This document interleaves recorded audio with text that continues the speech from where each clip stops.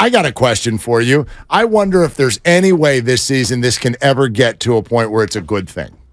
And what I mean is, I don't mean for the 49ers, I mean for the discussion around the 49er quarterback room. I wonder if there's a way, because if you really look at what has developed, this is a total positive. It's a total positive for the 49ers if you eliminate all of the fan emotion. Do they have their QB1? Is it defined? I would submit on August 20th or 21st or whatever. What is today? 21?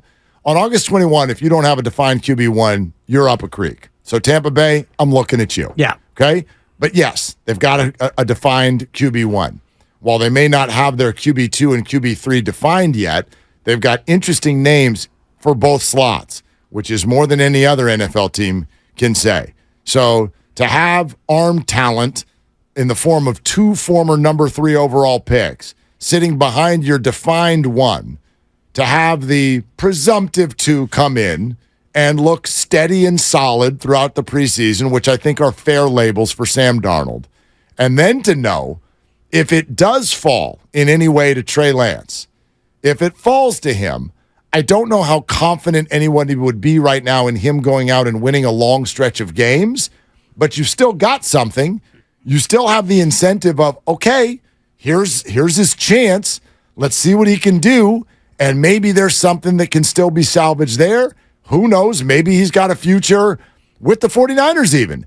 I doubt it, but it's certainly on the table. So for those of you who are sort of worried about this falling a certain way, bunch of injuries at the quarterback position, the depth is unlike any other team in the NFL. And I do wonder if that kind of sort of positive outlook on this situation can ever be achieved by the discourse in the public. My quick answer would be, I doubt it.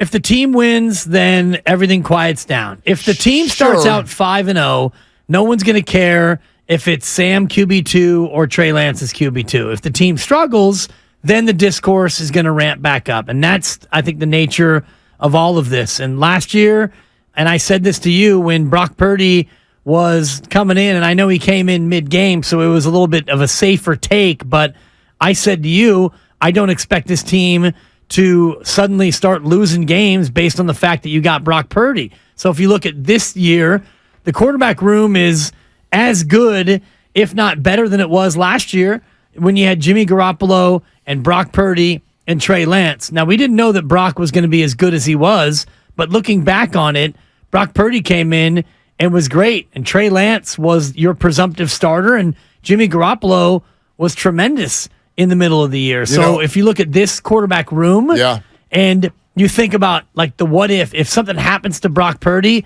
well, I look at Sam or Trey, and I do think you should be able to come in and still win games based on the roster you have. It's interesting. You saying that you don't expect the 49ers now to start losing because Brock is in. We only were able to make that comment when we got back together at the time at 9 a.m. the next morning after Brock had already put up a 30-some-odd burger against the Dolphins. Yeah, he looked good. I wonder if I would have asked you in the moment he walked onto the field. You're telling me you still expected, and you had known that Jimmy was not coming back. You're telling me that in that moment you would have felt strongly that the 49ers were still a deep playoff team. Absolutely. Really? And it's because of what I've said to you all along about the relative import of the quarterback on this team. And that's something that I'm in the minority in thinking that the quarterback is not the most important player on this offense. I've said it over and over. You don't believe me. I'm not here to try to convince anybody of it. It's what I believe, and it's because you've got the greatest left tackle in football. He's a first ballot Hall of Famer. You have all the rest of this talent. You got the laminated play sheet. You've got an offense that can hum even if your quarterback isn't carrying the load. But hasn't that been disproven? It's actually been proven more and more. Jimmy came in and won. Brock came in and won. And who else? And that's enough. You need 5 different guys to come in? I guess the reason I bristle when I hear you say that is it makes it sound like any old person can go quarterback the 49ers. And it discounts what those who have had success doing it have done.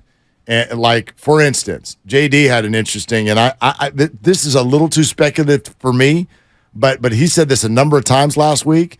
He firmly believes if Trey Lance hadn't gotten hurt, we were heading toward a benching.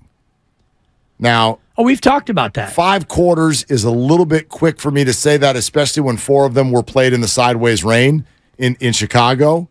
But I also understand where he's coming from, because I was firmly of the belief that Jimmy was only brought back because the 49ers were not feeling good about Trey Lance. Add in, and this was when you were on vacation, so it'd be good for you to know. I don't know if you heard it. The comments of all the things I've heard said all offseason, this was the most important in my mind. Literally the most important thing that Kyle Shanahan said all summer long. Came on the TK pod a few weeks ago when he basically admitted that what he saw in camp last year from Brock made him think, oh my God, like we've got something huge here in Brock Purdy. And he clearly, in his mind, outplayed everybody else in camp. The only reason you couldn't go with him to start the season was, well, you hadn't seen him play an actual game yet, plus you've got all that you've invested in Trey Lance. But Kyle admitted this is not something that only popped when he went into the game and they went, oh, he looks good. Right. Like it popped last August. There's the story about Trent Williams and Fred Warner walking into the locker room last August, and Warner saying to Williams, I can't wait to see what Purdy does next. He looks incredible.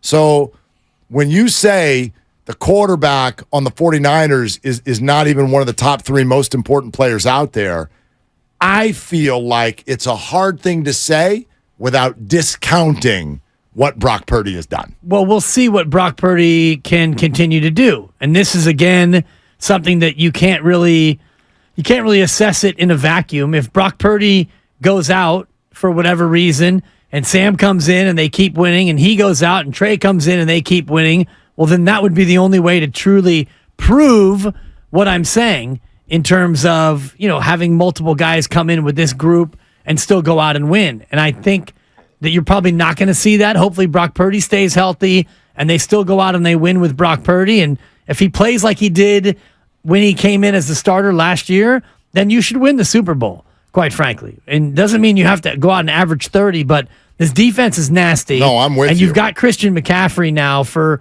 the full year, presumably. So and a bad division. If and Brock plays the way way that he played at the end of last year, then go win the Super Bowl. You have no excuses to not win the Super Bowl.